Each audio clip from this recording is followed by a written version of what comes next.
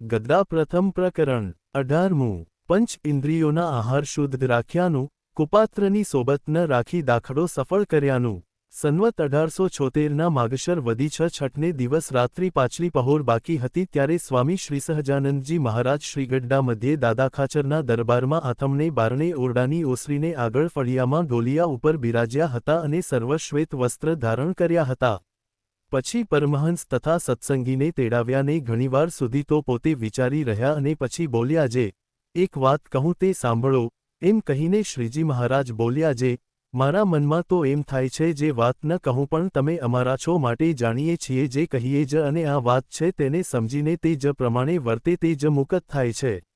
અને તે વિના તો 4 વેદ, શાસ્ત્ર, 18 પુરાણ અને ભારતાદિક ઇતિહાસ તેને ભણવે કરીને તથા તેના અર્થને જાણવે કરીને અથવા તેને શ્રવણે કરીને પણ મુકત થાય નહીં.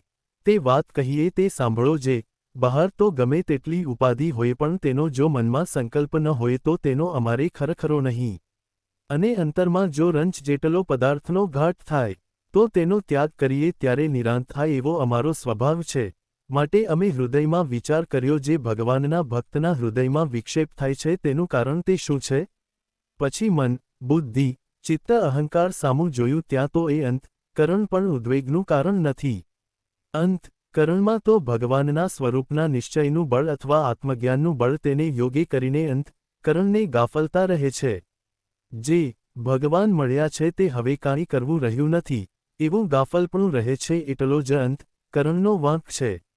અને જાજો વાંક તો પંચ જ્ઞાનેન્દ્રિયોનો છે. તેની વિગતિ કહીએ છીએ જે એ જીવ જે નાના પ્રકારના ભોજન જમે છે તે ભોજન પ્રત્યે જુદા જુદા સ્વાદ છે અને જુદા જુદા ગુણ છે. તે ભોજનને જ્યારે જમે છે ત્યારે તે ગુણ અંત કરણમાં તથા શરીરમાં પ્રવર્તે છે.